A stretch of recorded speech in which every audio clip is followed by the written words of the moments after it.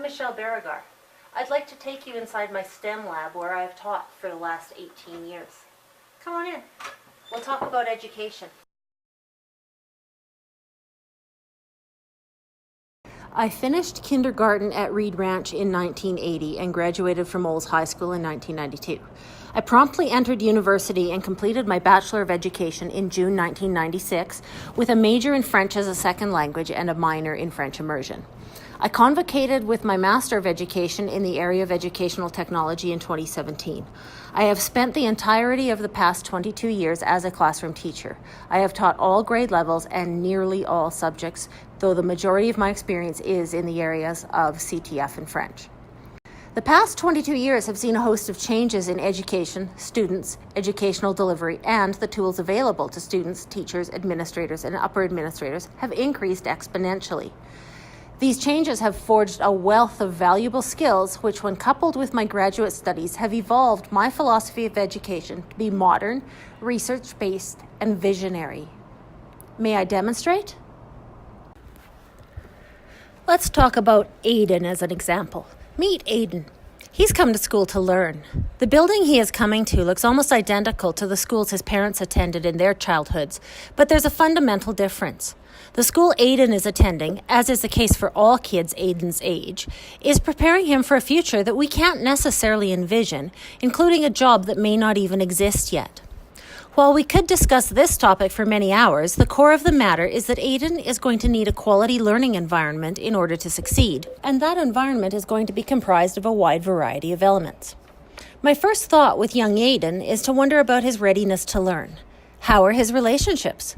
Those are going to be very important to his education. His mental health and how well his basic needs are taken care of will factor in as well. Alberta Education's newly published LQS and TQS both list relationships as the top priority. Dr. Neufeld addresses the needs of the modern generation in his book, Hold On to Your Kids, and his words on the attachment village are especially profound. Relationships are forged in a myriad of ways, but digital communication cannot be ignored as a means by which relationships can be formed. Sometimes the most withdrawn, shy students prefer it as a mechanism by which to feel connected. All right, so now we have established a relationship with our student Aiden, and we need to engage him. The existence of the relationship that we took the time to invest in is going to go a long way towards his engagement, but it's not a slam dunk.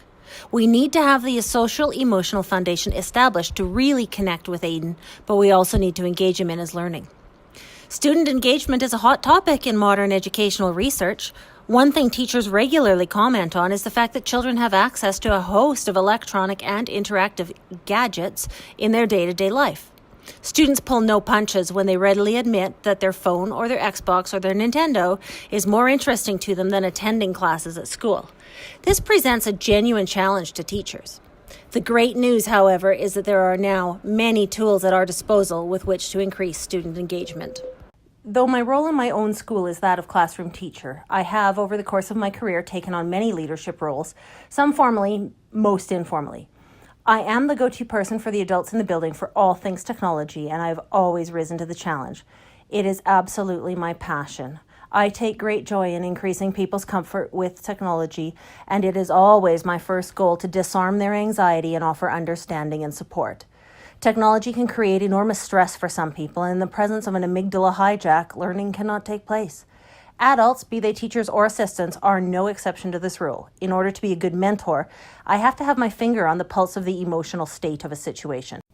Innovation and creative use of technology is always at the forefront of my imagination. Most software and applications are designed for business use. Morphing the ways that software can be used to enhance education or organization is an ongoing source of passion and challenge. I love to network with other educators and brainstorm, collaborate, and synergize. Assessment for learning is an area that can really benefit from the use of technology. My involvement as a lead teacher with AC forged my philosophy of assessment practices. Formative and summative assessment are so critical for student success, and technology can ease the burden on teachers. Often it's just a matter of a little bit of mentoring to set that proverbial ball in motion. I have used much technology this past school year in my teaching of French and have found it to be an invaluable resource. I would be very eager to share these resources with other teachers. French, ESL, or technology. The goal is to understand and to be understood. I bring a lot to the table in this regard. Bridging the communication gap between the technology department and the educators is a common challenge in school districts everywhere. At times, it seems as though each are speaking a different language. As with foreign language, the goal in this space is to have each stakeholder understand the other's needs in order to create situations and at times compromises that are acceptable to all. I am an excellent interpreter in these circumstances with empathy for both sides of the conversation. Beyond my fluency in technological language, which does include a variety of program code, my background as an educator is in language learning. I am trained and knowledgeable in the area of linguistics and the pedagogy of the second language learner. Be it ESL, French immersion, or techno-jargon, I am fluent in the languages and the needs of the communicator and the learner. Your French immersion teachers will have a committed team member and collaborator to work with them to sustain their excellent practice and to always be working towards classroom improvement. The concept of classroom improvement leads me to data. Despite that teachers are often, understandably, reticent in the face of data, it's critical that we have meaningful, informative information that can be used for the ongoing implementation of the QLE. Be it PowerSchool, dossier, PAT, or diploma exam results, data must drive education. That said, the data must be acquired in a manner that isolates the variable and ensures the quality of the facts. The aforementioned software and exams have already addressed that. New incoming data must be analyzed and then presented in a manner that is meaningful and inspirational, as opposed to threatening. Data can feel threatening at times. Technology is, to me, as natural as books, pens, or paper. Tackling new software is a hobby, and creative uses for software is natural for me. My personal professional history includes a vast trail of software uses and innovation. Many of my school-based software innovations have gone on to become divisional initiatives. The most amazing part of working with technology is that it is endless. The challenges provide a glass ceiling of possibility. I take my role with respect to technology very seriously and feel it's my job to know how things work.